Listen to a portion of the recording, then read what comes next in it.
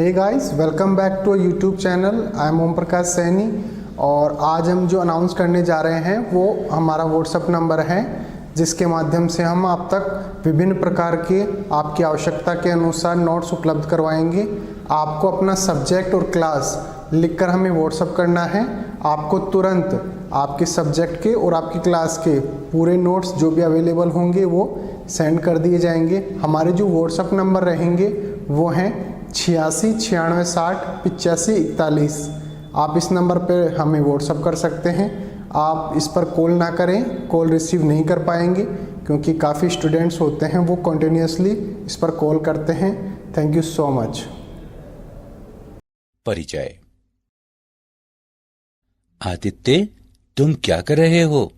मैं अपनी पसंदीदा चित्रकथा पढ़ रहा हूँ। और तुम लैपटॉप पर क्या कर रहे हो? मैं अपने मित्र के साथ वीडियो चैट कर रहा हूँ। Video chat? वो क्या है? यहां आओ, ये देखो। इंटरनेट की मदद से वीडियो चैट किया जा सकता है। यह संचार व्यवस्था का एक अनुप्रयोग है। संचार व्यवस्था में 3 बड़े घटक हैं: प्रेषक, संचार चैनल और अभिग्राही। वीडियो चैट में मैं प्रेषक, इंटरनेट संचार चैनल और मेरा मित्र अभिग्राही है। ठीक है, अब मैं समझ गया और मैं इसके बारे में और जानना चाहता हूं। छात्रों, हम लोग आज संचार व्यवस्था के बारे में बहुत ज्यादा अध्ययन करेंगे।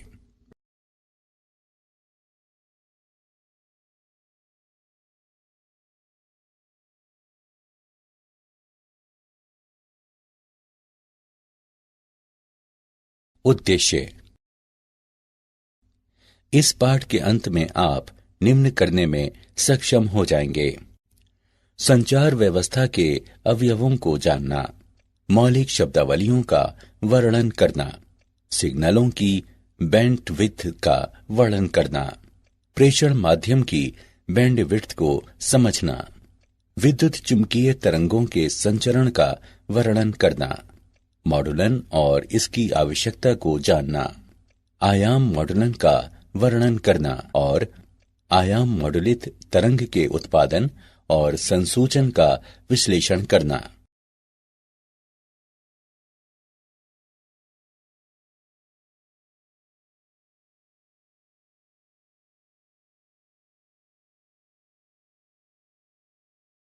संचार व्यवस्था के अवयव।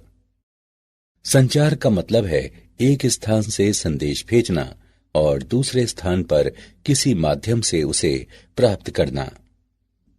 किसी संचार व्यवस्था में मूल रूप से 3 अवयव होते हैं: प्रेषित। प्रेषित्र संदेश सिग्नल को उपयुक्त सिग्नल में परिवर्तित करता है जो उपयुक्त माध्यम से होकर गुजरता है। संदेश चैनल कहलाता है। संदेश चैनल यह एक माध्यम है जो संदेश को उपयुक्त सिग्नल के रूप में एक स्थान से दूसरे स्थान में ले जाता है। प्रत्येक चैनल में प्रसारण के दौरान ऊर्जा की क्षति होती है।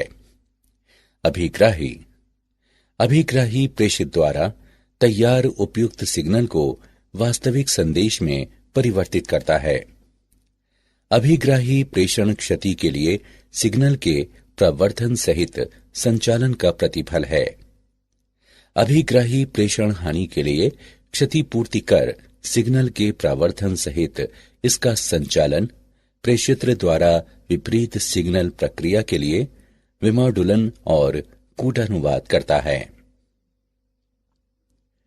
संचार व्यवस्था के 2 मूल ढंग हैं: बिंदु से बिंदु तक। एक एकल प्रेषित्र तथा एक अभिग्राही के बीच के संयोजन से होकर संचार होता है। प्रसारण। किसी एकल प्रेषित्र से बहुत से अभिग्राही के संयोजन के लिए संचार होता है।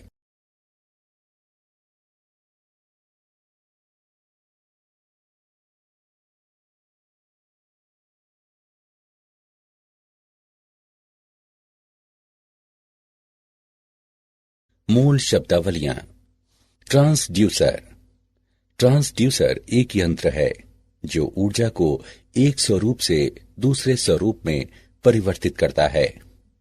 संचार व्यवस्था में आमतौर पर प्रेषित्र के निर्गत वाक पर विद्युतीय सिग्नल में संदेश सिग्नल के अनुरूप परिवर्तन और फिर अभिग्राही के निर्गत वाक विद्युत सिग्नल से संदेश सिग्नल में रूपांतरण की मांग रहती है। सिग्नल प्रेषण के लिए विद्युतीय या प्रकाश की स्वरूप में से जिसमें भी उपयुक्त हो सूचना का रूपांतरण सिग्नल कहलाता है। सिग्नल अनुरूप अथवा अंकीय हो सकते हैं। रव वो अवांछनीय सिग्नल जो संचार व्यवस्था में प्रेषण तथा संदेश के अभिग्रहण सिग्नल में विक्षोभ का प्रयास करते हैं, रव कहलाते हैं।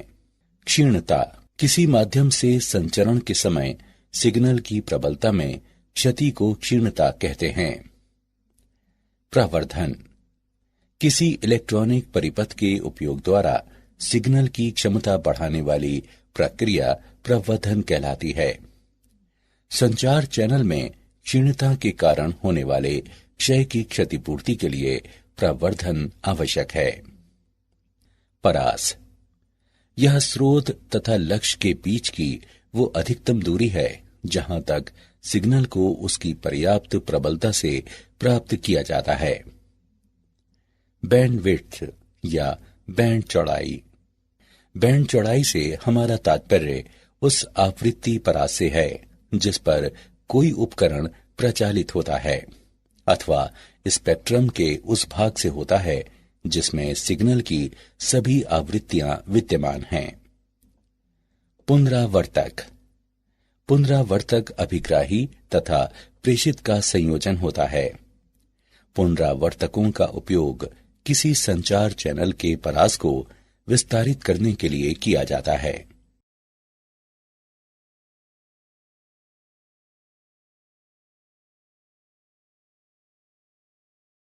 सिग्नल की बैंड चौड़ाई। बैंड चौड़ाई आवृत्तियों का परास है जो आवाज की सूचना को ले जाता है। शून्य बैंड चौड़ाई के सिग्नल की सूचना शून्य होती है। अधिक सूचना के सिग्नल के लिए अधिक बैंड चौड़ाई की जरूरत होती है। एक सिग्नल की बैंड चौड़ाई बी है जिसमें आवृत्तियों का परास है। बी बराबर डेल्टा एफ बराबर F2 माइनस F1, जहां F2 उच्च और F1 निम्न सार्थक आवृत्ति का सिग्नल है। उदाहरण के लिए दूरभाषवाणी सिग्नल की बैंड चौड़ाई जहां B बराबर 3 किलोहर्ट्ज, F2 बराबर 3 किलोहर्ट्ज और F1 बराबर 0 है। सूचना के स्रोत द्वारा आधार बैंड सिग्नल उत्पन्न होते हैं। प्रेषण के उद्देश्य से मॉड्यूलन प्रक्रिया द्वारा आधार बैंड सिग्नल को उच्च आवृत्ति में रखा जाता है, तब ये पास बैंड कहलाता है। प्रेषण माध्यम की बैंड चौड़ाई। प्रेषण चैनल 3 प्रकार के होते हैं। तार व्यापक रूप से इस्तेमाल किया हुआ तार माध्यम समाक्षीय केबल है। समाक्षीय की बैंड चौड़ाई लगभग 750 मेगाहर्ट्ज है। ऐसे केबलों को आमतौर पर 18 गीगाहर्ट्ज से नीचे संचालित किया जाता है। मुक्त आकाश। मुक्त आकाश प्रेषण माध्यम व्यापक परिसर की आवृत्तियों कुछ किलोहर्ट्ज से कुछ गीगाहर्ट्ज पर रेडियो तरंगों को संचारित करता है। ये आवृत्ति आगे विभिन्न सेवाएं आवंटित करने के लिए विभाजित हो जाती है। प्रकाश की तंतु। किसी प्रकाश की तंतु की आवृत्ति परिसर 1 टेराहर्ट्ज से 100 टेराहर्ट्ज है। ये 100 गीगाहर्ट्ज से अधिक बैंड चौड़ाई प्रदान करता है।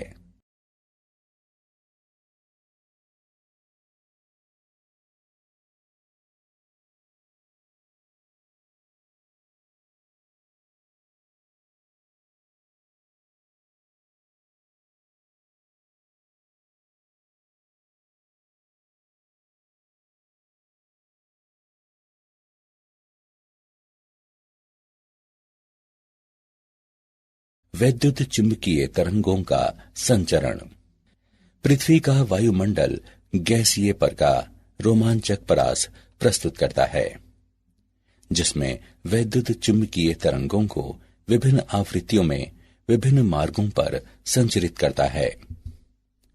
वैद्युत चुंबकीय तरंगों को 3 प्रक्रियाओं के माध्यम से प्रेषित किया जा सकता है: भूतरंग संचरण, व्योम तरंग संचरण और आकाश तरंग संचरण। भूतरंग संचरण ये एंटीना द्वारा विकिरित तरंगे हैं जो भूसतह के साथ समानांतर या निम्न कोणों पर गमन करते हैं।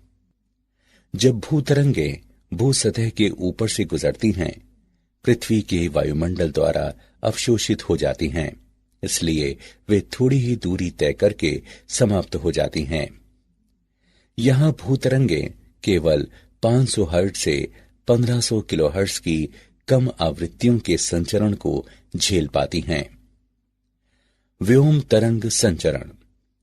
व्योम तरंगे वायुमंडल के क्षोभ मंडल तक ही सीमित हैं और इसके 2 घटक हैं।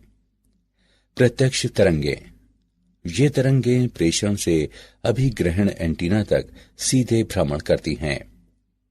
परावर्तित तरंगे। ये तरंगे प्रेषण एंटीना से पृथ्वी तक भ्रमण करती हैं और यहां से अभिग्राही एंटीना तक परावर्तित हो जाती हैं। आकाश तरंग संचरण। ये किरणें एंटीना द्वारा बड़े कोण पर विकिरित होकर ऊपर की ओर जाती हैं और आयन मंडल से परावर्तित होकर अभिग्राही एंटीना तक पहुंचती हैं। रेडियो तरंगों का क्षोभ मंडल परावर्तन द्वारा आकाश तरंग संचरण के लिए आवृत्ति परिसर कुछ मेगाहर्ट्ज से 30 मेगाहर्ट्ज तक का होता है। आयनित परतों का अपवर्तित सूचकांक आवृत्ति पर निर्भर करता है और ये 1-81 का मूल विभाजित वर्ग F के बराबर होता है। उदाहरण। आइए हम एक उदाहरण लेते हैं। एक टीवी टावर की ऊंचाई 200 मीटर है। यदि टावर के आसपास का औसत जनसंख्या घनत्व 1800 वर्ग किलोमीटर है, तो ये टीवी प्रसारण कितनी जनसंख्या को आच्छादित करेगा? दिया गया है पृथ्वी की त्रिज्या 6400 किलोमीटर है। हम इसके हल को जानते हैं। दिए गए मान हैं h बराबर 200 मीटर, जनसंख्या घनत्व 1800 प्रति वर्ग किलोमीटर, पृथ्वी की त्रिज्या 6400 किलोमीटर। प्रेषण का परास दिया गया है d बराबर मूल 2HR। अब मान रखने पर और इसकी गणना करने पर हम पाते हैं d बराबर 5.06 गुणा 10 पर घातांक 4 मीटर। प्रेषण द्वारा आच्छादित क्षेत्रफल बराबर पाई d वर्ग। जनसंख्या आच्छादित बराबर क्षेत्रफल गुणे जनसंख्या घनत्व। अब मान रखने पर और इसकी गणना करने पर हम पाते हैं 1.447 गुणा 10 पर घातांक 7। यहाँ 1.447 गुणा 10 पर घातांक 7 जनसंख्या को ये टीवी प्रसारण आच्छादित करता है।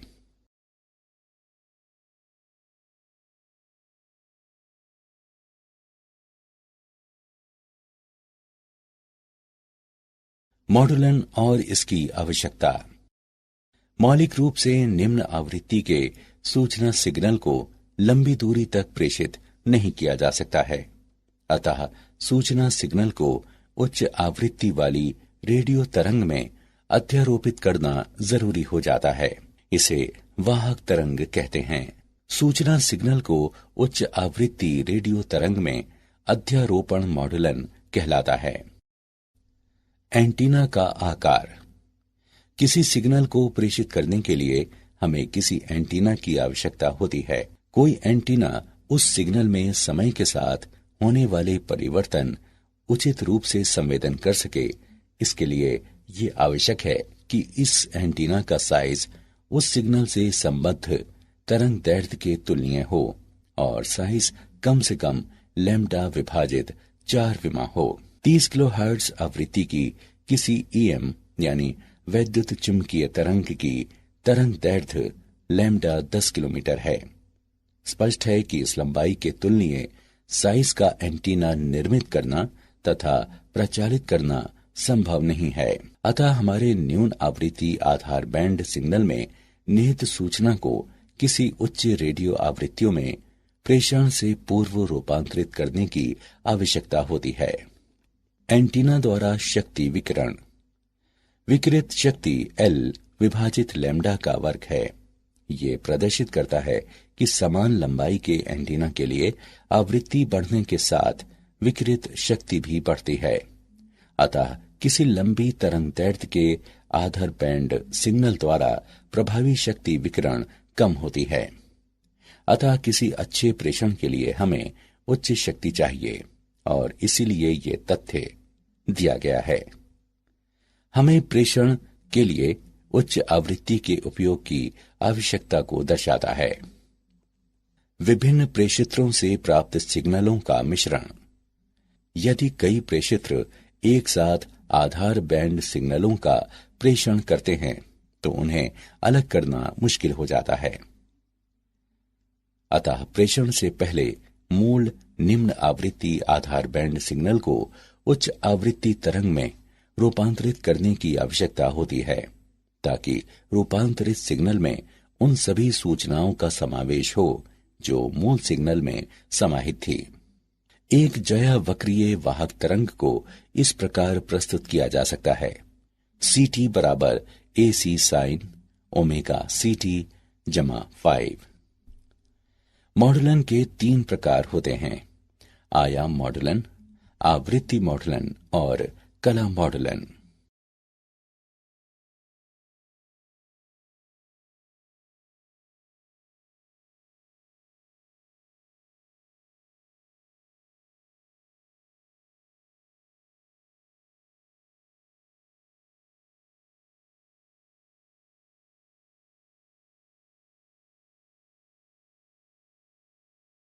आयाम मॉडुलन।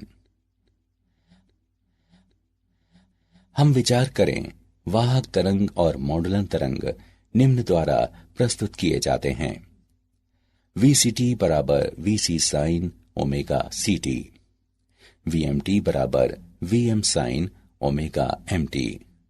जब एक वाहक का मॉडुलित आयाम है, तत्क्षण मॉडुलन वोल्टेज VM वाहक आयाम VC पर आरोपित होता है। जब मॉडुलन वर्तमान रहता है, तब वाहक का आयाम इसके तत्क्षण मान पर निर्भर करता है। आयामित वाहक तरंग दिया हुआ है: VC plus VM sine omega MT गुणे ओमेगा CT।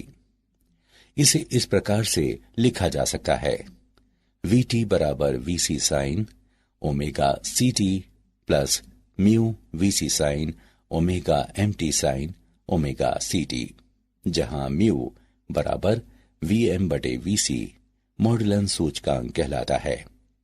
उपयुक्त समीकरण को हम निम्न प्रकार से लिख सकते हैं: यहाँ FC माइनस FM नीचे की ओर बैंड आवृत्ति कहलाता है और FC प्लस FM नीचे की ओर बैंड आवृत्ति कहलाता है। इस प्रकार AM तरंग FC आवृत्ति और FC से थोड़ी सी अलग 2 ज्या वक्रीय तरंगों की वाहक तरंग से बनी है, जिसे पार्श्व बैंड कहा जाता है। आयाम मॉडुलक के लिए आवश्यक चौड़ाई बैंड मॉडुलक सिग्नल की 2 गुनी आवृत्ति होती है। आयाम मॉडुलित तरंग को उत्पन्न करना। यहाँ मॉडुलक सिग्नल को वाहक सिग्नल से जोड़ा जाता है, जिससे XT सिग्नल प्राप्त होता है। यह सिग्नल वर्ग नियम युक्ति से होकर गुजरता है, जो अरेखीय युक्ति है और जो निम्न निर्गम देता है, जहां B और C अचर हैं।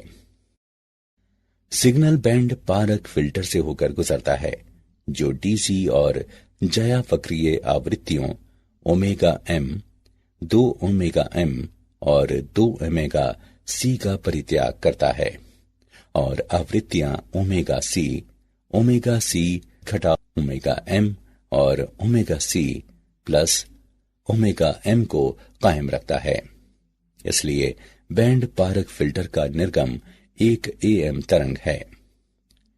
निम्न शक्ति पर मॉड्यूलेट सिग्नल प्रेषित नहीं हो सकता है। अपरिवर्तक बाद में शक्ति प्रवर्धक हो जाता है जो आवश्यक शक्ति प्रदान करता है और उसके बाद मॉड्यूलेट सिग्नल उपयुक्त आकार के विकिरण के लिए एंटीना को पुष्ट करता है। आयाम मॉड्यूलेट तरंग का संसूचन।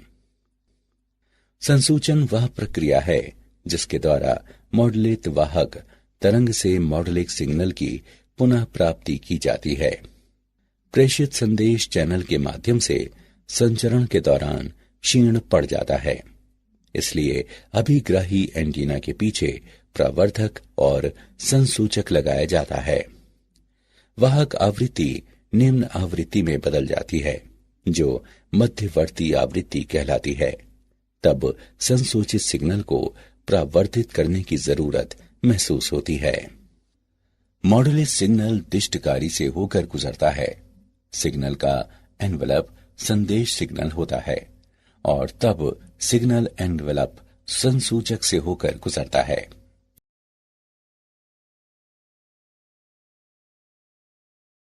क्या आप जानते हैं कूट लेखक वैद्युत सिग्नल को इसके प्रेषण से पहले कूट में बदल देता है। ये बेहतर सुरक्षा प्रदान करता है।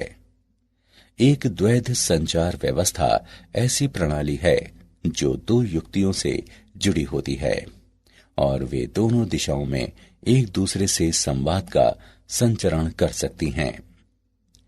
बेल लैब्स ने सन 1947 में सबसे पहले सेलुलर रेडियो टेलीफोन नेटवर्क प्रस्तुत किया था। वर्ष 1994 में अमेरिकी सरकार ने इंटरनेट पर नियंत्रण किया था और संचार में गति प्रदान करने के लिए WWW की उत्पत्ति हुई थी।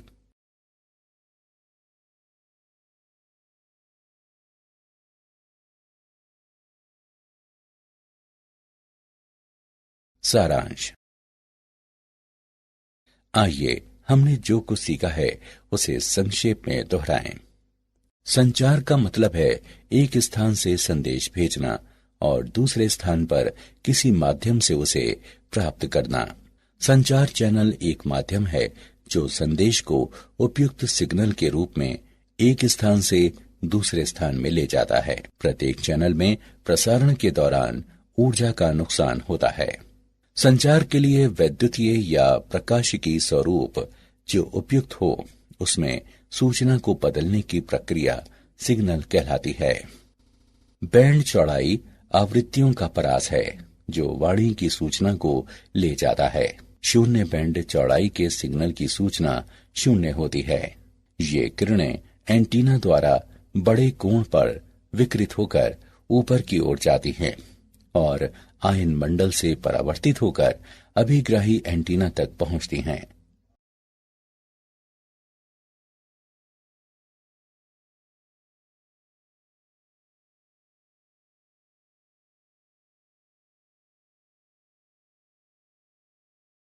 सूचना सिग्नल का उच्च आवृत्ति रेडियो तरंग में अध्यारोपण मॉड्यूलन कहलाता है। आयाम मॉड्यूलन के लिए मॉड्यूलक सिग्नल की आवृत्ति को दोगुनी करने के लिए बैंड चौड़ाई की आवश्यकता होती है। संसूचन वह प्रक्रिया है जिसके द्वारा मॉड्यूलित वाहक तरंग से मॉड्यूलिक सिग्नल की पुनः प्राप्ति की जाती है।